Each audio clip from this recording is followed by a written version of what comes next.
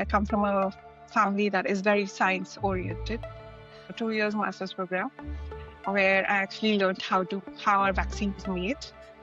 Because the studies in India, they are done in a different way. The education system in India is a little different. People are chosen for a particular study and they're provided this test drug. I couldn't bring him into my clinic to get him dental treatment when he was in pain. And he had to wait for 2 years before he can go back home for the treatment. Qatar was again a major culture shock. Money is important. I'm not saying money is not important. Always make sure you're getting what you're worth. Yeah, they wanted to make sure they prevent these kind of events in about 150,000 patients. Research is more than just being in a lab, but it was a couple of months of deep anguish. What am I supposed to do now?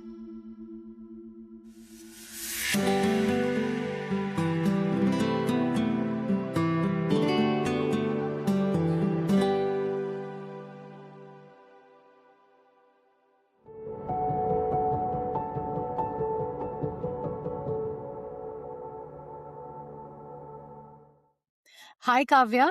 Welcome to Unblur the Path today. It's a pleasure to have you today with me. And I hope the conversation that we are going to have is going to help many people who are listening to the podcast. So, welcome again.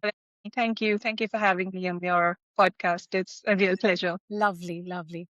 Kavya, to start, if you can give me a brief introduction of where you work, what do you work as for the benefit of our listeners so that, we can take it up from there and then deep dive into your journey to how you came to this position. Happy to share a little bit about that. So currently, I work as a research associate at a firm called the Medical Technology Research Group, which is part of LSE Consulting. And to make things simpler, my organization is very closely related to the Department of Health Policy at London School of Economics. So we look at developing and analyzing health policies at a national level for a lot of countries across Europe, US, but mostly a lot of work across Europe. We look at developing frameworks as to how you would evaluate a new medicine or a new health intervention that should be brought available to the public in a country.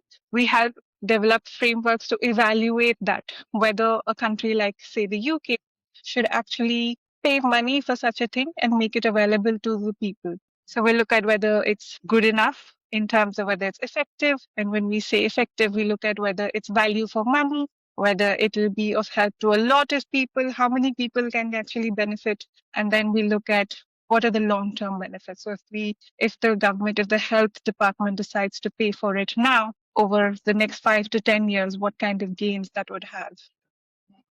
That's what I do right now. Okay. So it's more in the area of research, as I gather from you. Yes. So the organization that I work with is not purely research, it's a bit of research and consulting. So the biggest advantage of this is that I'm not bogged down by one single project. I get to work on different projects over a period of time. And each of my projects can range anywhere from 3 months to 4 months to we've just won a new project which is going to go on for 1.5 years. So I get the best of both worlds where I'm consulting for the big pharma companies, the top 10, as well as national governments, as well as the organizations, let's say, I want to say think tanks, other think tanks, and things like that. That's good to know, Kavya. So, as I understand, you started as a dentist, and I would like to understand your current profession, the career that you are in currently, as well as I would like to understand how you got into dentistry. And also, because we need to understand the mind space or the skills that are required to choose the profession that you're in right now. And when you were younger, when you were in your teenage, you decided to get into dentistry, why and how that happened. That will be the first part of this whole conversation. And the second part would be, obviously, you came into this current profession. So how did you get into that? So let me take you back in time and let me talk to you of the time when you first thought that maybe dentistry was the career that you want to be in. Okay. Wow. A deep and very profound question, but definitely something that makes me reflect on all the decisions and thoughts that I went through. So to think of the time when I took up dentistry, I think I need to go back a few years from there, because to give you a context, I come from a family that is very science oriented. My brother took up science when he finished his 10th standard and then his 11th and 12th in India, and then was very clear pathway. Like he had no interest in biology, so he went towards engineering. With me, I was always inclined towards the health sciences, so I always showed an interest towards trying to become, maybe taking up MBBS medicine. And the conversations always went towards that. Like even my parents started having more of those conversations like, okay, where do you see yourself? Do you see yourself what kind of doctor? And, when you become a doctor, what do you think, where do you want to work? So I think those conversations kept going, kept going. And by the time I gave the entrance examinations, competitive examinations, I think with my ranking, I also spoke to somebody to get some advice on, to have a plan B ready. So if not medicine, what are my other choices? And they very clearly give me a pathway. They're saying, dentistry is pretty good. There's different kinds of specializations that you can do in dentistry. And the one that they spoke of and which interested me was oral and maxillofacial surgery. And so based on that conversation, when I went into this, after giving the competitive examinations, when I went for the counseling, the whole process in India. So I went with the mindset that, okay, if I get medicine, well and good. If I don't, I'll go back on my plan B, which is dentistry. And then that's how I ended up with doing dentistry, which was for 5 years in a small coastal town in Karnataka called Mangalore with some of the best teachers. And it was a very intense 5 years program. And I didn't know this at that time, but the first year, your subjects are very similar to what medicine students are also doing for their first year. So you're literally sitting with them at the same tables and learning the same things. And so I did 5 years of that. In my third year of dentistry is when I got introduced to community dentistries, which is more like on the lines of public health. And that really caught my interest because to me, it may always made more sense that actions and uh, if I had to put it three phases, so there is a finite resources on earth, right? So there's a limited amount of resources, and you need to make sure you use this in the best way that everyone can benefit from. So I wanted to work in a field which will have impact on more number of people rather than just attending to one patient at a time. And what community dentistry opened my eyes up to was very simple things like when it comes to public health is like in dentistry, there's a certain aspect. You are more prone to caries, which is cavities in your teeth. If you don't have a certain, let's say, chemical, if there is a lack of a deficiency in your environment, because it's something that could come through your water, it's something that could come through your foods. And what community dentistry was taught me was that you can actually just supplement this through like maybe water or through salt or something. And it's such a simple way and you can impact a larger number of people. Similarly, if it's the drinking water supply, which has chemicals that can cause problems, you can use certain other chemicals that can bind it to these harmful chemicals, treat the water, and then that could help a lot more people. So that kind of like made sense to me, like these simple actions which are cost effective but will impact a larger number of people. So with that in mind, immediately after my dentistry, I went to do a master's in infectious diseases with a similar mindset. Because I think I remember around the same time was when there was a breakout of Japanese encephalitis in a certain part of North India. And this was a disease that could have easily prevented with a simple vaccine, which needed to be made available to the people. So looking at that, I was like, okay, this was one of the options that was put in front of me. You can go and do a master's in Australia on infectious diseases. So I took that up. It was very interesting, a 2 years master's program where I actually learned how our vaccine is made and a little bit more about macrobiology and epidemiology, how you actually look at how a disease spreads in an environment, in a society, how it spreads, and you try to build mathematical models on that. And based on that, you can then give advice to the public Department of Health on what kind of actions they need to take to prevent such a thing.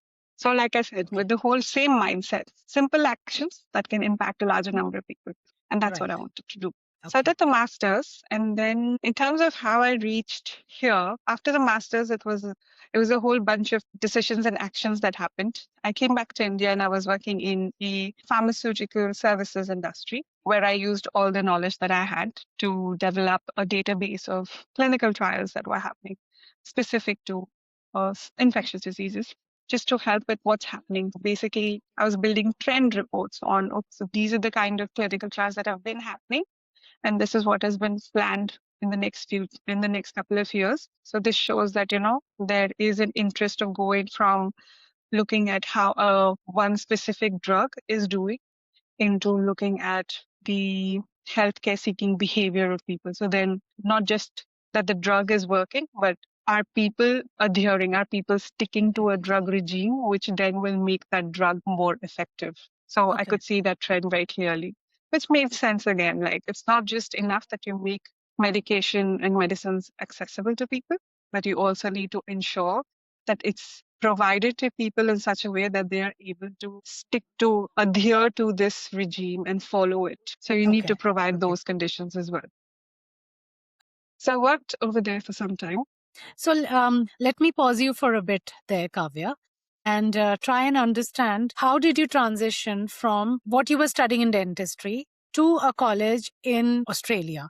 Because the education system in India is a little different, and then the education system in Australia is a little different. So I would like to understand how did you cope when you moved from India to Australia, and what skills that you acquired in India helped you do well in Australia, and what were your challenges in Australia?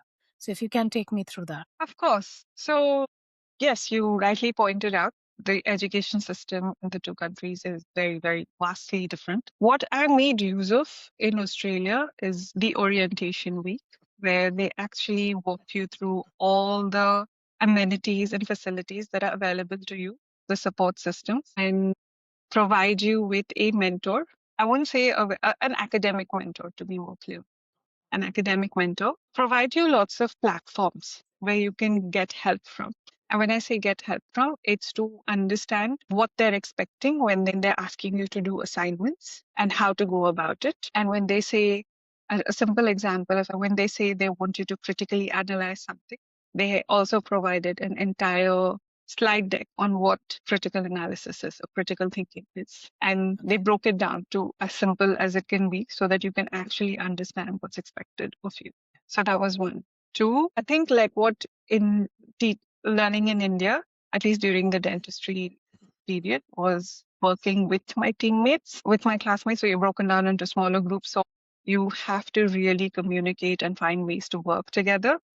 Mhm. It's not just groupish projects, but more on discussing a case, how exactly you want to go about it, or where do you go find the best cases, and what kind of experience you want to build. That ability to work in a group, be a team player, that definitely, it never goes out of, it'll always be something, it'll be one of your strongest skills, and you don't even realize how that's helping you so many times. So that Mhm. particular skill in Australia helped with connecting, made sure I managed to connect with all of my batchmates. And then one challenge, I would say this was one of the main challenge in India. I don't know if anybody else has felt it, but at least I felt it. You're not exactly encouraged to ask questions. You're meant to Mhm. just know, go study, or like, at least I felt that the environment was not that friendly. Yeah. Or Mhm. maybe I don't know. When I look back, maybe I would have been more proactive, but I felt it wasn't that conducive to you asking questions. But here in Australia, they really encouraged. So you Okay. could just set up a time, write to a professor, and just go ask them whatever you wanted. And Yeah. they really, really want to help you. So these were the main things that helped with coping with the culture shock as well, right? Like from India to Australia, communicating, talking to people, trying to integrate more, finding out how things work. Mhm. And like I said, make use of every single facility that is provided to you. So, like even the library resources, talk to the librarian as much as you can, talk to your professors, talk to the seminar leaders, the tutors, talk to any seniors that you know who have done the course before you, like what helped them. So, and I was lucky because it was a 2-year course. So when I joined first year, I still had the second year students to go speak to. And I did get a lot of help from them as well, like as to what Okay. kind of questions to expect in some of the exams and where to go look for what kind of answers. And Okay. yeah, basically you need to be out there and talk to people. Okay. So did you work in between the bachelor's and the master's, or did you straight away go into your master's course? Went straight into the master's course, but I did work part-time while I was doing the master's in Australia. And did you work as a dentist, or did you take a part-time different kind of job? I worked as a dental assistant part-time Okay. because I was originally planning to also give the dental licensing exam there, Okay. just to have something at the back. Like I said, have a plan A, plan B at all times. So I did work, but it just opened so many other avenues in terms of working as a dental assistant. You get a first-hand peek into how the healthcare system works. The actual rules that you learn about are followed there when it comes Mm. to dentistry and healthcare, and also the patient health seeking behavior. That was a major eye opener for me as to how people are so proactive about it, especially dental health. It's not something in India that's taken very seriously. I don't know about Right. now, but earlier I know it wasn't. But people are so Right. proactively seeking this healthcare, and they come for their checkups, their routine checkups, and follow up with the dentist themselves. So that was a big eye opener for me. Okay. Okay. So once you were done with your master's, you came back to India. Did you work in India at that time? Yes, that was when I started working as in the pharmaceutical services industry as a clinical trial analyst, Yeah. and I Okay. also worked as a dentist for some time. Okay. So one job was with respect to dentistry, and the other was with respect to clinical trials. Okay. Yeah. You did mention in your previous answers that, a bit about your clinical trials. I would like you to expand it in a way that a 13-year-old can understand what exactly were you doing when you meant clinical trials for medicines. And you did touch upon it briefly, but if you can explain that for the benefit of what exactly it entails, it would be helpful. Okay, sure. So before a medicine is allowed to be sold in a market or any country, the way it develops is via clinical trials. So they have 4 stages of development that it has to go through, which include clinical trials. And when I say clinical trials, it's basically heavily observed and proctored provision of medicines to certain people. And then these people are, when I say medicine, it's this test drug. Let's call it a test drug before it hits the market. So people are chosen for a particular study and they're provided this test drug, and then they're observed to see whether Okay. the drug works or doesn't work. And everything is heavily monitored. So they will also, who gets the drug, that is under control, that is actually selected. What age group, whether it's a man or a woman, or what kind of conditions are they allowed to have? Can they have any other history, like maybe, I don't know, if they have diabetes, can they be part of the study for this test drug? Or if they have asthma, can they be part of this? So everything is heavily monitored for a clinical trial. They observe these patients and they collect all the information.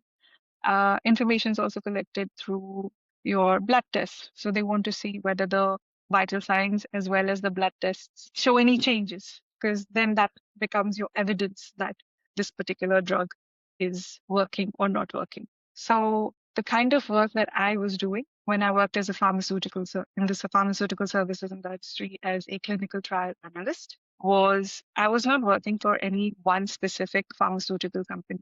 I was working in an industry that was helping these big pharmaceutical companies. So oftentimes what they want to know before they can get into a full-fledged development of a new medicine, they want Mhm. to know what's already in the market, what's happening. They want to know if there's anybody else who's thinking of developing something similar. And they want to know when are their results expected. So the work I was doing, I was scouring the public domain, which is your basic internet, and looking for news or anything. It could be press releases or newscasts or anything from different sources, a lot of grey literature, to Mm. look for news regarding any company or any organization that is going to be doing that may have released a news on whether they're going to be conducting a clinical trial for two specific diseases I was looking at. One was HIV and one was hepatitis C.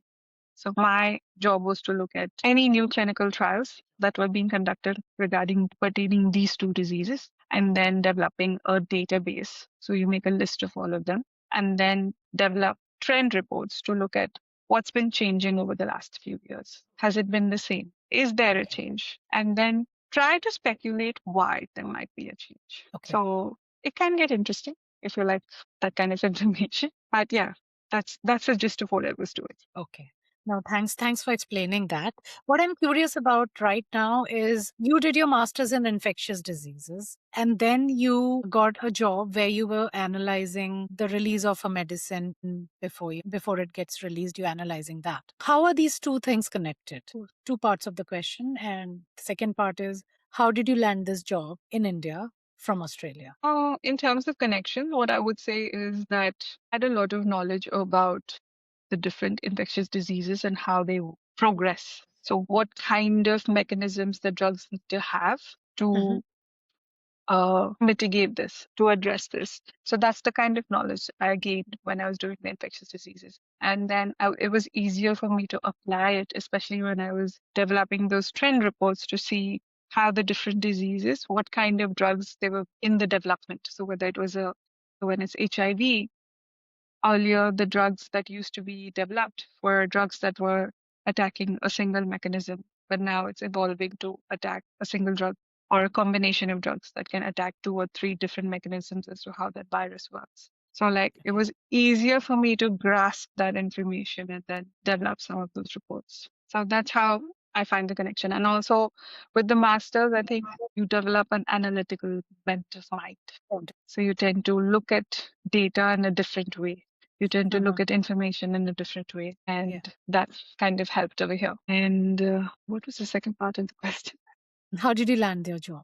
That was actually pretty straightforward, and which is why I was speaking to somebody who mentioned about this company that I did work at, and it was actually a family friend, and he mentioned about this new company that he had heard of and some of the very interesting work they were doing, and suggested that I try and apply. And then I looked it up online, and they coincidentally had posted for a clinical trial analyst position. And then I applied, got through the interview, 2 rounds of it. And yeah, and that's how I got the job. Amazing. Amazing. Besides analytical skills that you mentioned, what are the skills that are required? Well, some skills you might have acquired when you were learning your dentistry and then your master's. What are those skills that you think are required to do a job as a clinical trial analyst? That's an interesting question. It's a job I did so long ago, but I think attention to detail, because you need to have the patience to scour through a lot of data and information to find out what's actually relevant to you. So your attention to detail needs to come through. Then again, the other main thing I would say is ability to synthesize large data. So you may have a lot of big articles that are talking about a lot of things, but what's relevant to you, you will need to synthesize or infer from it. It may not be as directly mentioned. So that's something that you would need to work on. Yeah, I think those two are the main skills, I would say. And then your other general, like report writing and things like that, that's something that you'll pick up as you start working. When you started, were you trained in any way or you just started on the day one? How did it go? So you are provided with certain trainings that the company does because they have a certain way of working and they expect a certain way that the data is provided. So they do go through a certain number of trainings, which was I think I found it easier to pick up because of the masters. And then it was about maybe 3 to 4 trainings specific about what the process is, what exactly they want, and how to go about looking for it and what not to do. So what kind of information is not helpful, not important, what is credible information, what is not credible, what is a good source, what is not a good source. So those kind of basic trainings. And then it was a bit self-intuitive as to how you start off, like once you know what the overall main goal is. Okay. Thank you. Thank you for explaining that. Well, let's take you again back to when you got married and then you moved to Qatar. How was your journey from India to Qatar? And then how did your career take shape in Qatar? after your stint as a clinical trial analyst? Qatar was again a major culture shock for me from India, Australia, and then Qatar. I took a long time to just acclimatize to the weather, to the systems, to the culture, to the way things are done, and the way you want to get things done. It was a bit difficult for me. Yeah, I was upset because there was no other clinical research organizations there. It wasn't there at that time. I think Qatar hadn't opened up as much as it is right now, is what I feel. So it was limited. So employment opportunities were quite limited. And I looked at different avenues, different ways I could get involved with maybe either academic institutions or clinical research organizations. I was hitting a dead end. Sometimes it just is. The place just doesn't, is not developed enough for maybe I didn't know who were the right people to approach. That was another thing. Always keep that. There's always some stone you think you would have turned all stones, but they might have been rather. So, and also they had a whole process of like you as a person who's living there cannot work until you have a resident permit. And then to get that resident permit, that took quite a bit of time. I think it took more than a year, year and a half. And then finally, again, like I mentioned earlier, communication, talking to people, be out there, get out and talk to people. That's how I finally landed a job as a trainee dentist at a independent private dental clinic in Qatar. So yeah, it was again through, and you never know how these connections come through. So this was actually one of my husband's friend's friend who works Wow. also at the same clinic. Yeah. So you Right. never know how these connections come through. So I always say like, you won't know until you ask, you won't know until you speak. So just go out there and speak to people. You never know how which connection can be made and how you can get something, some help. Absolutely. Completely conquer that. Yeah. You never know which person can be that helpful and, help you with something that you're seeking at the moment. So, yeah, completely agree on that. So, how was the Yeah. job experience there in Qatar? It was a bit tough, but I was there for a very short period of time, like about a year or so, because Mhm. after that we moved back to India.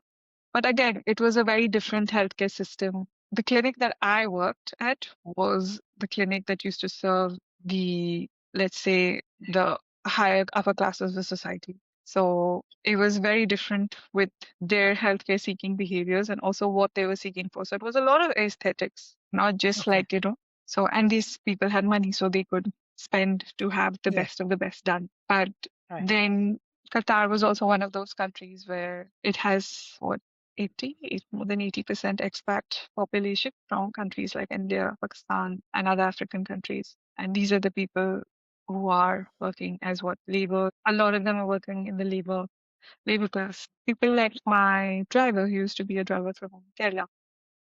I couldn't bring him into my clinic to get him dental treatment when he was in writhing in pain. And he had to wait for 2 years before he can go back home for the treatment. So that was actually one of my, let's say, pivotal moments when I decided to switch from dentistry to health economics and health policy because I wanted to work towards making healthcare available and affordable to everyone. Okay, that's such a noble thought, Kavya. One person, something that made you think deep, and an incident, a person's unaffordability of dental care in Qatar made you think it through, and you say that it was a pivotal moment. So, can you explain what you did after that to work in the direction of making healthcare affordable? What were the steps you took? What was your first step? You said that you moved to India. How did you land up in England after that?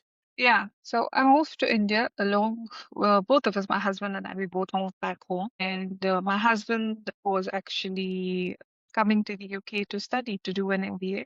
Both of us were more interested in studying more. At that point, I wasn't sure if I was going to study more. At that point, we weren't sure if he was going to continue staying in the UK.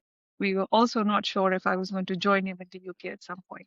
So all we knew is that he's coming to the UK to do a 1 year MBA program, and then we'll see what's our next step from there. And it was while he was away, and I was still helping out at a friend's dental clinic, so I used to spend a couple of hours in the evenings at his clinic, helping him. During the daytime, when I had some time, that's when I did a little more introspection and reflect and think about what I really want to do. And that's when I decided, okay, maybe I can study to make this pivot towards health policy. Then it came down to where to study from.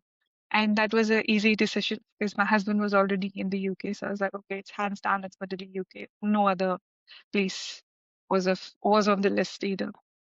And it came down to the decision of which university. So at that point, I was very, very particular that if I am going to study and this is going to be my third degree, I'm going to do it from one of the best universities, nothing less. And so I shortlisted two universities because the program, I looked at the kind of program they had and the kind of internships, the potential internships and the potential placements that they had. These were the two universities that really aligned with what I was looking for. One was London School of Economics, and the other one was Edinburgh University. Actually, even at London School of Economics, I didn't get through my first choice. I got for my second choice. They were both health policy in the health policy department, but very specifics, which I don't think are relevant for here.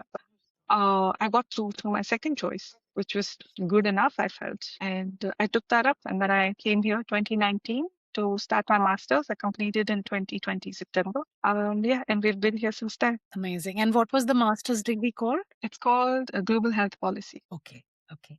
So how was your experience doing masters in Australia, different from doing it in UK? I think Australia as a nation, they're quite chilled out, and that's reflected in how they conduct everything there.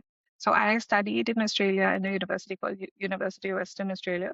Beautiful, beautiful place, beautiful university. And the teachers and the staff are also really amazing. But I think I was too young at that point of time to understand how to make the most of it. Yeah. But at this point at LSE, I think when you enter LSE, the campus, you can feel it in the air.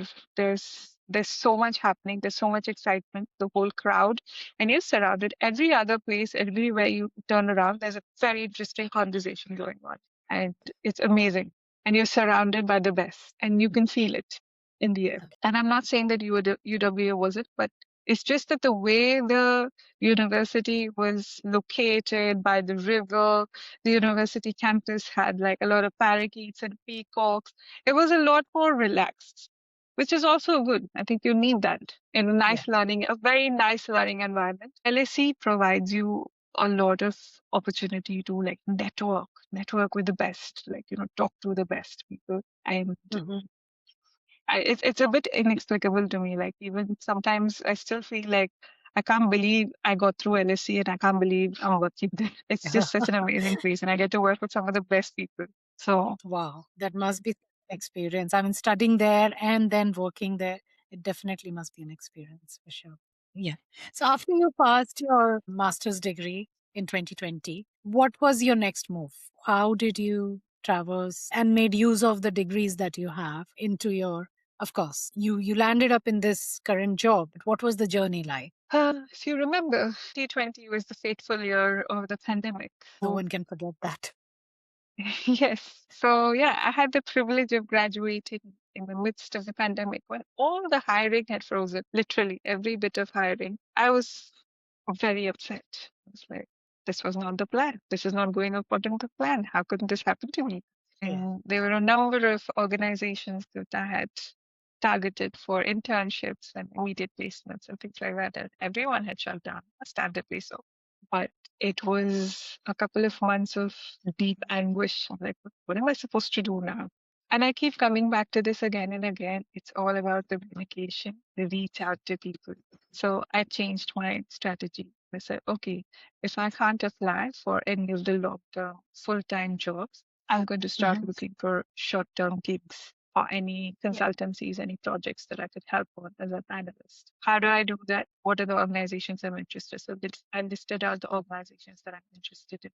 I was very interested in global health. I'm very interested in organizations that work on this particular aspect. So I listed an entire, I think maybe list of 10 to 15 organizations that I was very interested to work with. And then I went, my trusty old friend, LinkedIn. I made a lot of use of LinkedIn. I looked for people at these organizations who were LSE alumni, and I restarted them, every single one of them.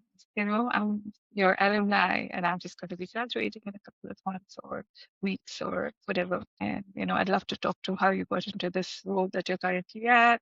I'd love to learn more about what the kind of work you do and things like that. And start conversations from there. And believe it or not, through that is how I got my first gig, actually. Wow.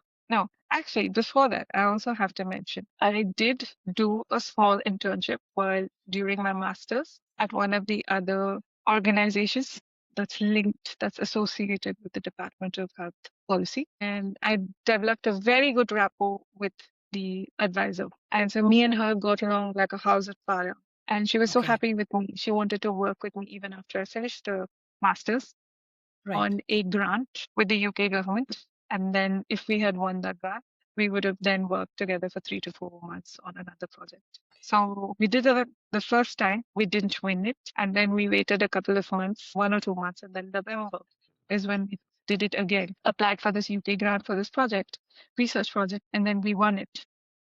Okay. And meanwhile, I was also working for this alumni that I reached out to through the organization. So he had also provided.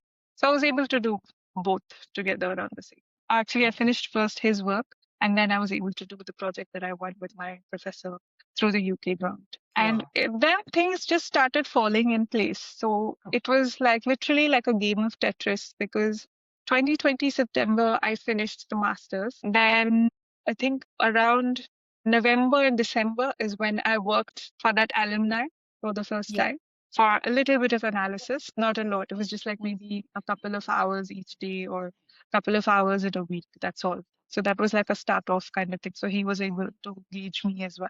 And then I worked on from January 2021 to about April 2021. I worked on that project that I won through the UK grant with my professor. And then when that came to an end, the same guy, the alumni who I had worked with, he reached out to me and he said, "There's another project. Do you have availability?"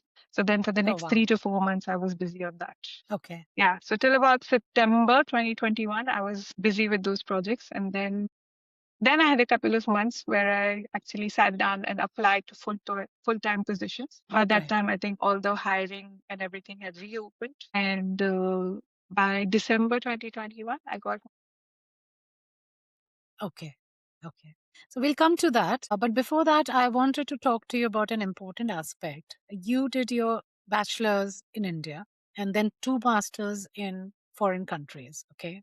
Now, one very important aspect that students or their parents would like to understand is how do you manage the finances in such education? So, were you backed by your parents or did you take educational loans in both these scenarios, or did you work alongside to support yourself?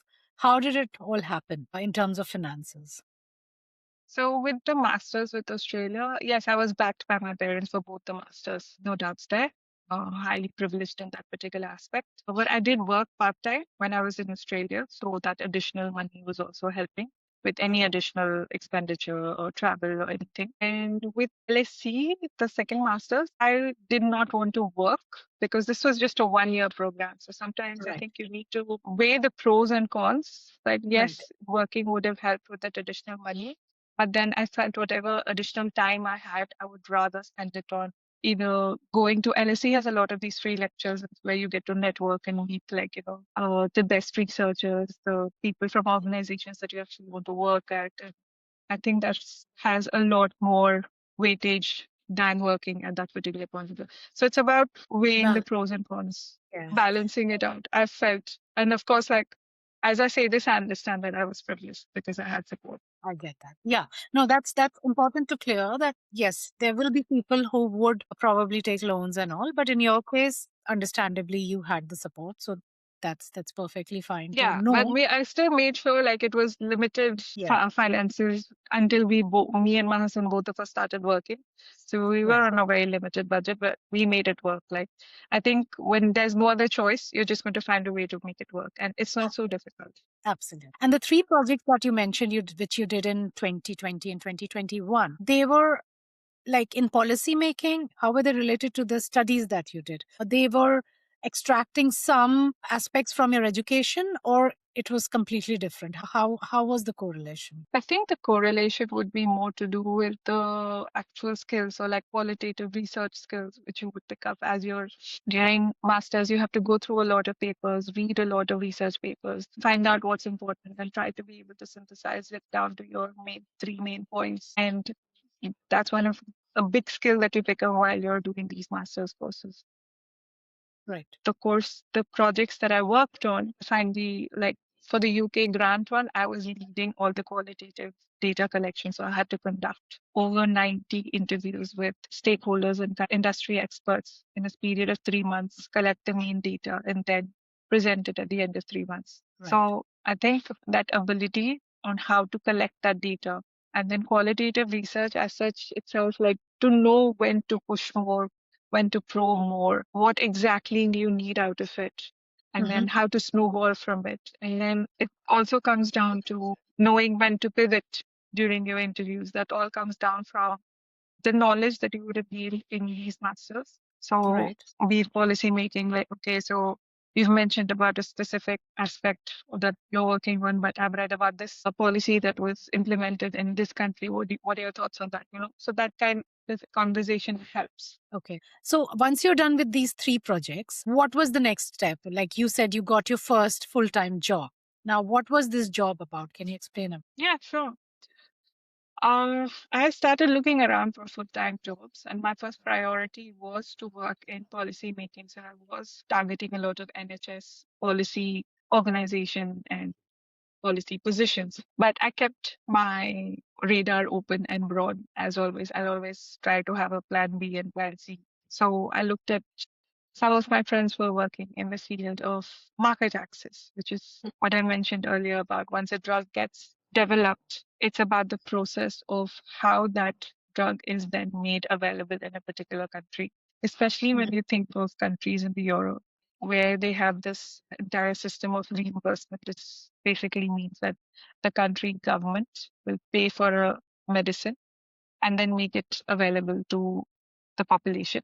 Either the population, either it could be for free or at a nominal cost or whatever. So market access will decide whether it should be made free or whether they should have some kind of co-payment. And so it's that kind of research, delving into that kind of work. Okay. So I had heard about some of my batchmates from LSE working in that field, and it looked interesting to me. So I had kept my options broad and open.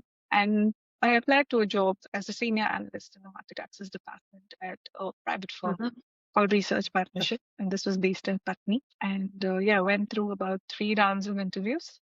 Oh, I just have to add this one other caveat. The position was for a market access analyst. And Okay. after I interviewed with them, they felt that I am more suitable for a senior analyst. So they gave me a senior analyst position. Okay, interesting. So they saw what you brought to the table and then they tweaked the offer according to it.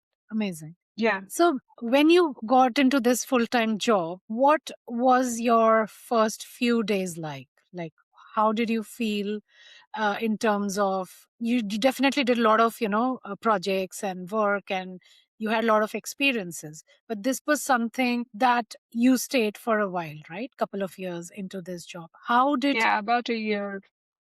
Yeah. So how was it? How was your first few days there? The first few days were very nice, as is, I think, with any new job, with new company, meeting new people, meeting your whole team, and consisting of a lot of trainings, HR trainings, science trainings, and then trainings that are specific to the team. So Yeah. the first few days were very good.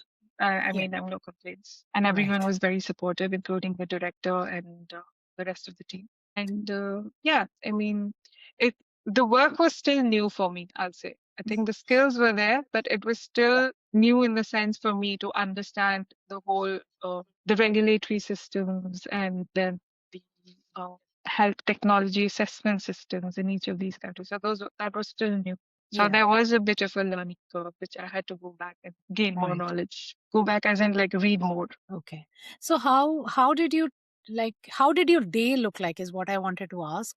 Like, if you are a senior analyst in the field that you are in, how does your day look like in initial years? With experience it changes, but in your initial years when you joined that company? How did you? Okay, so you basically, as a senior market access analyst, you'll be helping the consultant or the associate consultant, and you'll also be working with an analyst. So you're expected to train the analyst on the job. And with your job, what you're looking at in terms of the actual work would be sitting in on the meetings with the clients. You're not leading them, but you're sitting in on these meetings. You can do provide input where necessary, where you think you have a relevant point to share. It could be about the project deadlines or the project, how the scope or how it's progressing. And then you're actually involved in, like I said, the first skill that I mentioned was qualitative data collection. So you're actually conducting these interviews with stakeholders to collect the data for the project and then analyzing all of them, looking at what's really relevant based on what the research and objectives are of that particular project, and then develop your slides, your actual deliverable, which is then reviewed by your director or whoever senior to you. It'll go through one or two, three iterations and you provide. Sometimes as a senior analyst, I did present to the client as well, certain sections of the report, not the entire report, but not all senior analysts expected from what I understand. Okay. And then in addition to this, I volunteered to run the lunch and learn session. So I used to organize that. I think I did one or two of them for the whole team to keep updated with the latest in our industry and field and encourage more, build more soft skills in the team. And in addition to that, I also worked on thought leadership for the company. So where I wrote articles that were published on the company website, basically to get more engagement and people interested to follow us and work with us more. So yeah, so that was additional work that I took on. Right. So the more you show you're proactive and different areas of interest, I think your seniors are also interested in engaging with you and bringing you onto more projects. Right. Absolutely. Absolutely. So through your projects and work that you did since the first clinical trial project that you did in India till this point and further, you have been heavily involved in analysis work. And I would like to understand, well, your masters would have trained you, but how were you trained? How do you develop a brain of an analyst? Wow, that's quite interesting. Brain of an analyst, I think basically what you're trying to do is read between the lines. Like any news article or any research that you read, you try to read what's not there. You try to see who's the person who's funding this. Do they have a specific agenda or motive? And is that once you have that in mind, then you read the article again and now you think about how your opinion of this article, if it does change, like does it change? If not, like, why not? And I think you need to be a bit. I'm not there yet. I won't say I'm very good at what I do, but each day I'm trying to improve because all I was advised is you need to be more critical about everything, like what you read. Just be a little bit more critical. Try to question the why, and like I mentioned, read between the lines. So there's a certain level of interpretation that's needed with, especially in the kind of work I do where you're interviewing stakeholders. I'm sure you'll understand. Some people like to talk a lot, so it's easier to then analyze what exactly they're saying.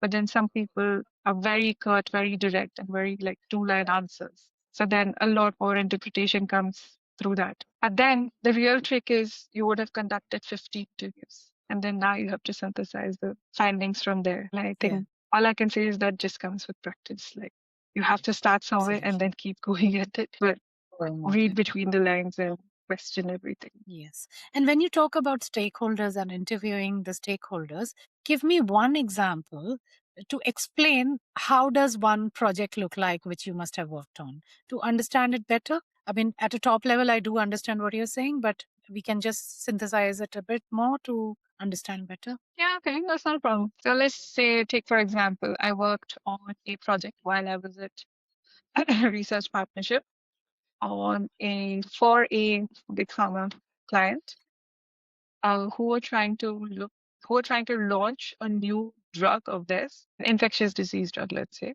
in some specific countries in Africa. Clients wanted to know what are the chances of this drug getting paid for, getting adopted, like as in getting prescribed in these particular countries. So then my job was to understand who would be the most relevant stakeholders to first list them out. So when I say stakeholders, it means the people who are involved in the decision making of whether a drug should be made available in this particular country. So then that involves just thinking of it overall. One is somebody who has to pay for this drug, somebody who's going to use the drug, somebody who's going to sell the drug, like talking very simple terms. Right. So then, yeah. And then you also look at governance. So somebody who's going to make the rules of how this drug should be sold. So like your ministry. And then an additional player that comes into play over here is for infectious diseases specific, and that too in some of these low and middle income countries are global funding organizations like the Global Fund or UNITAID, because these are the organizations that make these drugs available. They broker deals, you can say, kind of. I won't say exactly, but they make these drugs available in these countries or for the low and middle income countries. And that's in some cases, then they become the payer rather than the country Ministry of Health. So then you interview them like as to what they think of what are their perceptions of this particular drug. Would they pay for it? If yes, what is driving the value for them to pay for it? If no, why not? Then you also go into pricing analysis price. So at what price do you think it's too expensive? At what price do you think is appropriate? Then would you pay for it if it was lesser or more than this? So that kind of research we'd go into. And then we collate all of this information and then we make a proper report and then we present that to our clients or big pharma companies who can then make informed decisions about whether they need to pursue this particular agenda in this particular country, or whether they need to then change their strategy, whether they should think of launching this drug in a different country first before these countries. So, like, basically, you're helping the clients make informed decisions for their strategy. Okay. That's very well explained. I mean, quite easier to understand what your work probably looks like. Of course, it's more complex and more time consuming than taking it into few sentences, but at least it kind of gives a good idea as to how you approach your work and talk to people, interact with them, and the stakeholders are much clearer right now. So thank you for that. So you stayed in this company and then moved on to LSE as a research associate. How was that transition and what made you take that decision? Hmm. Uh, I mean, in a nutshell, it was because our company decided to go in a different direction, and then the entire market access department had to go in a different direction. So that's when I was searching for other opportunities. I was looking for similar opportunities actually, but then I happened to speak to another, like I said, communication, talk to people. I spoke to one of my friends who works as an associate director at the place that I'm at right now. And she just happened to mention the kind of projects they were working on. And secondly, the boss for this particular team is one of the most well known professors, and he's extremely well known in this field. And third, she said, there's a position available if you want, if you're interested, rather. So basically, she got me that interview with the professor. And once I interviewed with him, he was happy to have me on board. And I was also happy to take it. And I did. But, I have to mention, I think this is important for people, especially the people who are going to be making big decisions right now. I took a pay cut when I took up this job because it's academia. Academia is always going to pay lesser than your private jobs. Right. But I made a list of what are the other intangibles that I'm getting. And that's how I think you really need to look at decisions. Sometimes money is important. I'm not saying money is not important. Always make sure you're getting what you're worth, but just think a bit beyond that. Look at what are the intangibles you're getting. So in terms of intangibles, like I mentioned, I get to work at LSE. Two, I'm getting to work with a world-renowned professor. Three, through these projects that I'm working on, I'm getting to network with the best people, like people who I would probably, it's a networking thing, right? Like I'm getting to talk to these people on a one-on-one basis. And this I know for a fact will be of help in the future if and when I decide to change. And the kind of projects that I'm working on, it's already given me what you call lots of feathers in my cap when I look at what I want to talk about on my CV or when I talk to other professionals and even at interviews, maybe like if they ask me what I'm working on. And these are projects I can talk about openly because it's at LSE and we already publish everything on the LSE website. So it doesn't stop me from talking about it. So Right. lots of intangibles over here, which Right. are, you cannot measure these. With money. So, Kavya, you have worked in the private sector and you have also worked in academia now. What is the difference besides, of course, the intangibles that you just mentioned? What are the differences that you see or feel between working in these two sectors?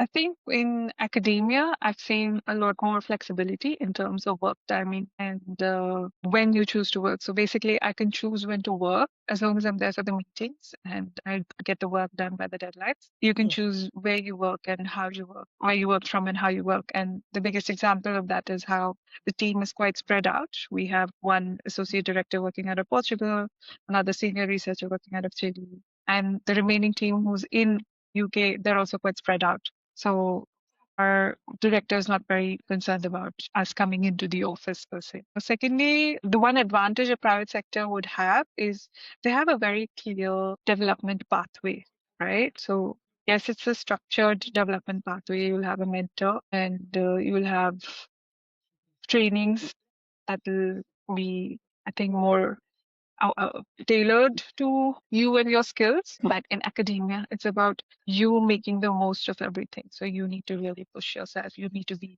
your own advocate. You need to work harder on that front. So Right. it has its own, again, pros and cons. Like it depends on the kind of person you are. Right. So I think at this point, one major thing I would like to point out is whatever time you get, to whoever's listening, to whatever time you get to understand yourself better, spend that time to understand your personality, what works best for you. Like whether you're a structured person or you're somebody who likes to do things your own time on your own way. Okay. And all these things help you make decisions better. Okay. No, that's perfectly put, and I do understand how different a private sector. I have worked in private companies, so I can Mm-hmm. understand what we're trying to say. And of course, I have no experience with academia, but it's good to understand that it gives you that kind of environment to push yourself and learn and collaborate and contribute the way you have been doing. So, if you can give me one example of the project that you've done in LSE, it would probably clarify a bit of what does your day or work look like. I think this is something that was recent and something we're very proud of as a team. I don't know if you've heard of the concept of population health agreements. No, So not really. it's as I was explaining earlier on during dentistry, during community dentistry, how simple initiatives taken at a population level to Okay. help Yes. Yes. have impacted a larger number of people. So population health is that particular concept. Okay. And then there's something called population health management. So initiatives on this particular aspect. And in this light, there's a big pharma company, one of the big pharma companies called Novartis.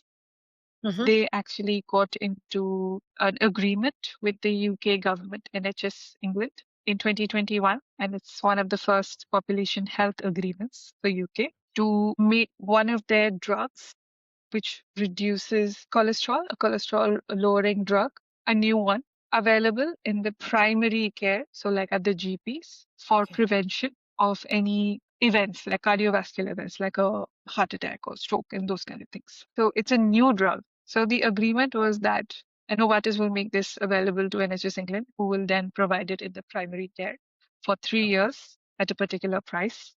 And then this was in regards to a policy that was brought out in 2019 for the long-term plan, NHS long-term plan, where they wanted to make sure they prevent these kind of events in about 150,000 patients in a Okay. period of 3 years with the help of this particular. So that was the plan. So my project that I worked on this was to see how much of that plan worked. Okay. Did it work? Did they actually hit the target that they were going to? And if they didn't, why not? So we had to look for people who have worked on this specific thing in the NHS and other organizations that were involved Okay. to Mm-hmm. understand how they implemented this particular agreement. So what kind of steps were taken, what kind of support was given, and analyze whether it was a success or not a success. We're currently in the process of writing that research paper, that manuscript, and hoping to have it published soon. So Yeah. So it basically involved collecting data from prime primary data collection, which is your interviews with people who are directly involved in the implementation of this particular agreement at different levels in the NHS. So this could be your GPs, your basic GPs at the primary care centers, like, if they use the drug, the questions that we ask them, that do you use this drug? How do you find it? If you're not using, why not? Like, have you heard of it? And what are your thoughts of this drug being made available in the primary care and things like that. And then Yeah. similarly, we go to people who are in the decision making positions, like, what was the rationale behind this particular agreement? Do you agree with it? And if not, what are your thoughts about it? And what do you think would have been done bit different? So we collected the information from the interviews, analyzed all of that, and came up with a number of reasons as to what actually happened, why. So what were the barriers, what were the challenges to implementing this agreement, and what needs to be taken into account for future such agreements. Okay. Thank you for explaining that, Kavya. It gives a broader picture of what your project says. I'm really happy to see the convergence of your community health seed that you started way back when you were doing your dentistry, when you thought that maybe the community health is the way, that there's an aspect of dentistry that you wanted to put your efforts into, and then the studies that you did in policy making and the masters, of course. And it felt, when I was listening to you, more than the work that you were doing, I was thinking how your bachelor's degrees and your master's degrees have aligned to bring you to this position where you're using all your skills, all your thoughts, probably your dreams as well, and working on this particular project that you're so proud of. So I could see that convergence for sure. So well done for that. I'm glad you, yeah, I think you've articulated that very well. But yeah, I mean, like I said, and I keep saying that again, you never know when connections are made. So keep talking to people, try to reach out to people, and you get to where you need to get. Absolutely, absolutely. So I would like to ask one thing. Through all this process, since you started your studies in bachelor's till the point of time that you're currently in, what was your biggest challenge, you think? Honestly, till now, I thought the fact that I don't have a clear career pathway is a challenge. But now I think I won't say it's a strength, but it's something that makes it an interesting conversation when I give an interview. Yes. Okay. So yeah, but it has been. I felt it was a challenge. Another major thing that came out of it, and I didn't realize it until a long time, was the fact that I've worked across three different countries. Uh, shows it actually shows my ability to adapt to different environments, to different Right. cultures, to working with different people. I've actually developed a lot of cross-cultural sensitivity, so I'm able to reach out to people easily and actually connect and build a rapport. And those things have actually brought me where I am, as And I also mentioned your throughout the mantra. story so far. Yeah. And the mantra Yeah. has been, connect with people, they always come to help you. So yeah, that part has Yeah, clearly I been a mean, and honestly, I'm saying all this, but my husband feels I don't connect enough. So you can okay. imagine how much more connecting he does. Wow. Interesting. Kavya, I have seen that, there's a convergence of what you thought and where you are. But I can also see that it's been a long journey. It's been a journey where you started with dentistry, you went into masters in infectious diseases, and then you came into masters in policy making. They have been different subjects. They have been well aligned in certain way, but they have been very different as well. How do you think a teenager listening to you should derive inspiration from your journey, and what message would you like to pass on to them? Inspiration is a really big word, but what I will absolutely like to say is not to be afraid of change, to do something that most people don't. I mean, after having done dentistry and being in that field for close to a decade, I would say, then making the change to something completely different and working with completely different skill sets was very scary, extremely scary, but I'm very glad I did it when I was able to do it. So yeah, change is inevitable, but don't be scared of it. That's it. Oh, that's so nicely put, because as I explained to my 11-year-old daughter as well, change is the only constant. Well, it's a very, very old Uh, saying, but fortunately or unfortunately, that's the only truth. You need to learn, and everything else probably becomes a little more easier to handle, isn't it? absolutely. Yeah. Couldn't So, agree more. yeah. So it kind of brings us to the end of our conversation of the journey, but we have a few more questions to answer. We'll do a bit of reflection and then followed by a rapid fire. So, if you had to start over today, would you choose the same career path? Knowing what I know now, I think I would have not done dentistry and I would have taken up economics in my undergrad. Okay. That's But the only then, change. But yeah. yeah. But then the seed of community health came when you did your dentistry. It's true, but like I still feel I would have reached here somehow, like through economics and then health economics and then health policy. I think I could Okay. have reached here. I don't regret having done dentistry. Still, Right. like you mentioned, there's so many things that I learned at that time, so many people that I met at that time.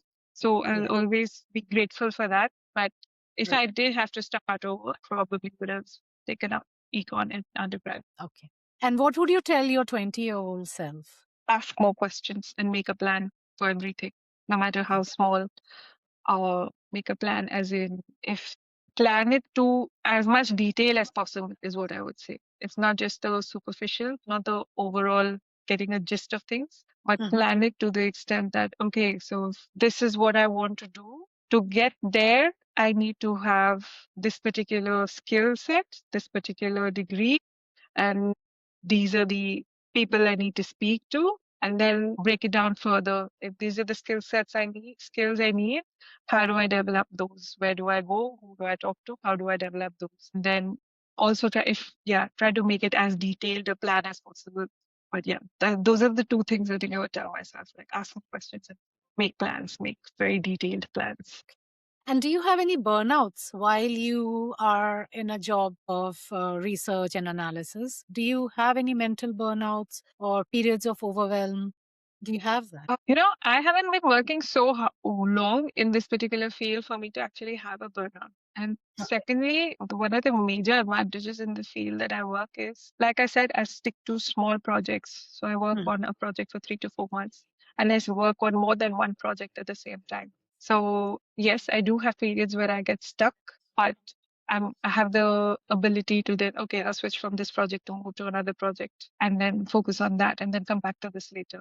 And that's been how I manage. So I don't have burnouts per se. I think that's a wrong term to use for myself. But yeah, I do get stuck and then I just like I have very, very basic things that I do when I get stuck. Like I either go out for a walk or I just switch to another project. Okay. So, what's the most rewarding part of your job? The most rewarding part, I would say, is actually the project that I just mentioned about the population health agreement. I think to be able to provide a set of recommendations for future such agreements, and I'm still waiting to see when this paper gets published and it's taken up and to actually see. But the fact that I'm able to provide that level of recommendations for something that could impact health at such a large level, that's quite Yeah. rewarding. Yeah. That's what I was about to say, that the impact is the reward.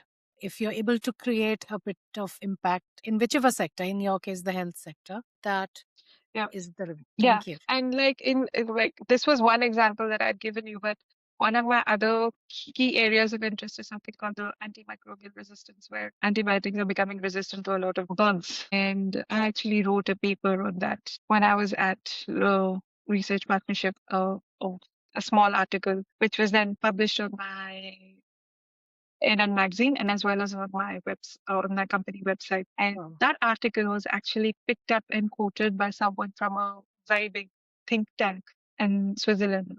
So Wow. the fact that it is getting recognized, the fact that I can have that level of influence, Mm. that was also quite rewarding. So yeah, Absolutely. Quite a proud moment it must have been. yeah, definitely. Yeah. Wonderful. What is the most essential skill, or maybe more than one, to be successful in your profession? Critical thinking.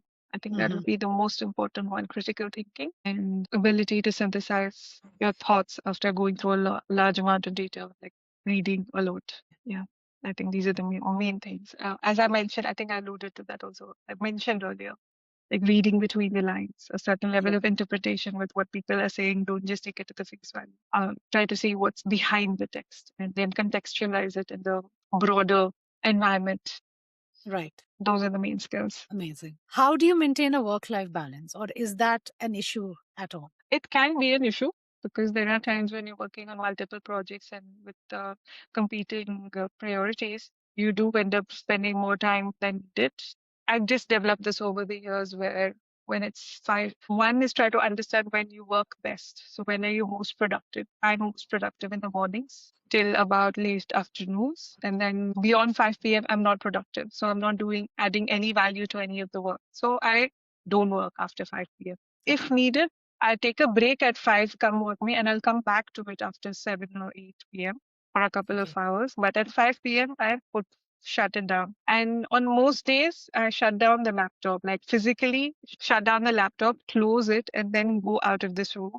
And that helps. Like I know Yeah. it's very simple act to maintain that work-life balance, but that actual physical act of shutting down and moving out of this room, that really helps maintain and getting out of that work and work mind frame and then focusing on like your evening and spending time with your family. Right. No, yeah. That's really helpful. I think my husband also does the same. He closes his computer and walks out, switches off the light of the room and just walks out of the room. And after that, that's the way he shuts off. So yes, it's definitely Yeah, absolutely. when you listen to it, it's small act, but it's a powerful act. So yes, that It helps. helps. It helps a lot. Let's get on with the rapid fire round. It's been an interesting conversation till now. Let's go into a bit of lighter questions. If there's one book that you will recommend for anyone listening, what would it?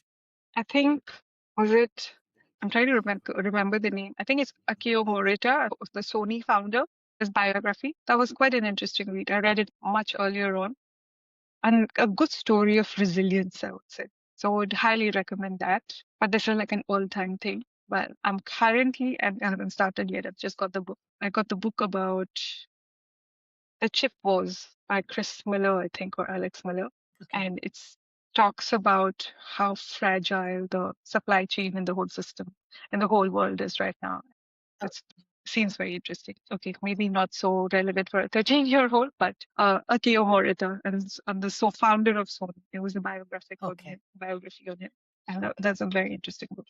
Your career in one word. I would say interesting, and it grows. It continues to be interesting. One life skill that has helped you in all your roles.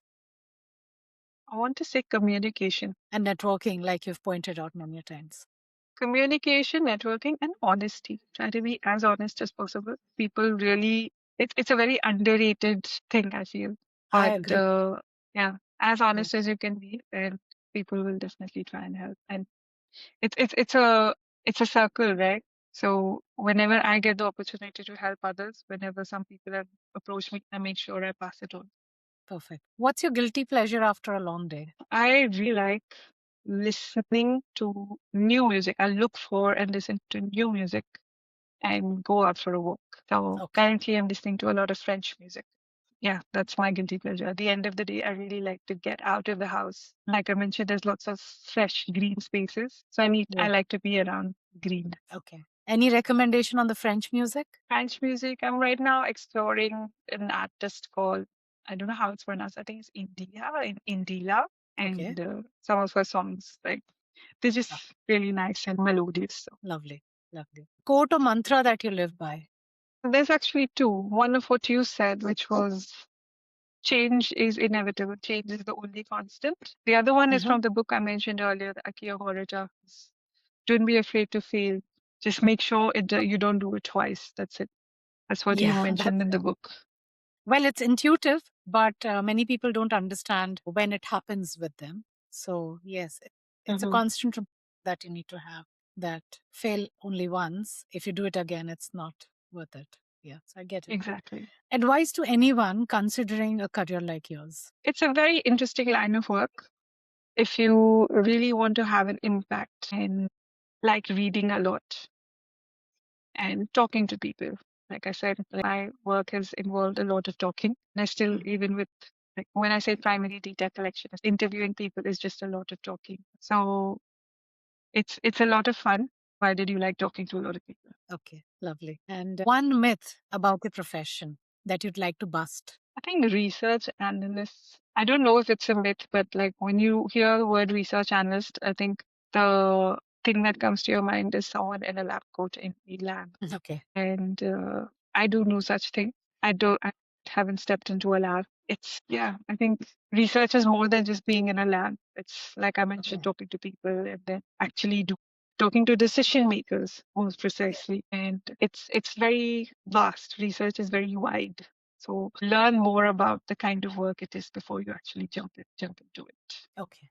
Thank you for that. And I'll end with one last question. How is AI impacting your profession and how have you embraced it?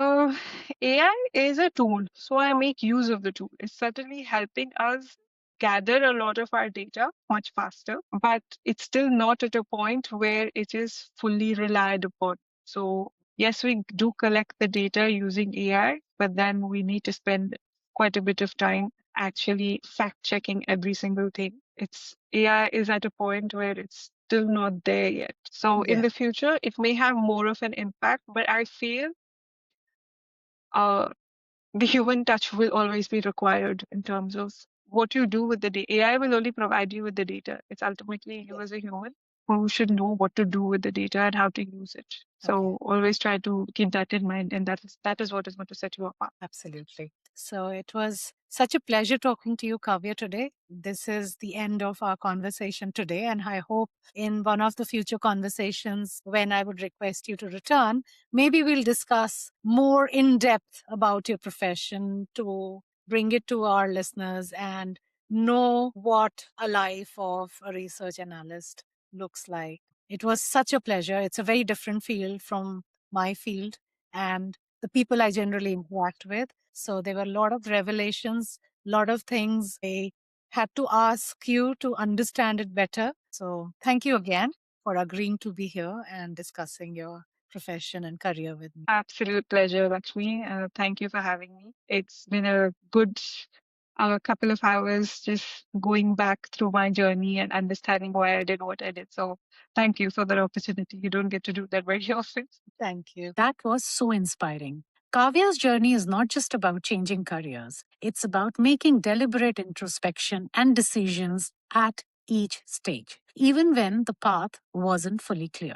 From dentistry to infectious diseases, and then into global health policy and consulting, her story shows that careers can evolve when you stay curious, ask questions, and are willing to step into unfamiliar territory. What stands out is not just the transition, but the noble intent behind it, moving from treating individual patients to working on systems that can impact millions.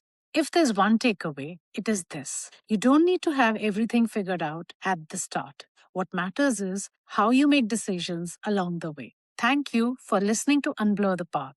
If this episode has helped you see new possibilities, share it with a student or a parent who's trying to make career choices. And do not forget to subscribe to the channel for more such enriching conversations. See you next time.